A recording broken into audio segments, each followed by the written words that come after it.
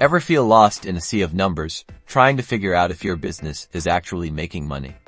Let's turn that confusion into clarity by mastering the income statement. We're starting with the adjusted trial balance, which lists all your accounts and their balances after adjustments. You can see each account has a debit or credit balance. First, identify all your revenue accounts. These are the accounts that represent the income your business generated. Common examples are sales revenue, service revenue, and interest revenue.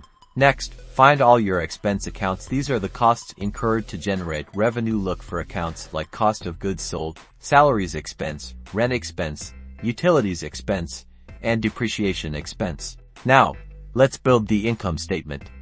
At the top, write your company name and the period the statement covers. Then, list all your revenue accounts and their corresponding credit balances, adding them up to get your total revenue.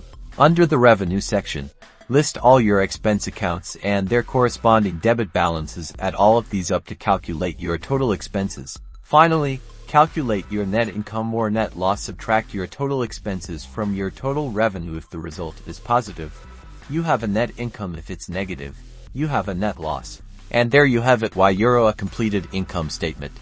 This statement summarizes your company's financial performance over a specific period, showing whether you made a profit or incurred a loss.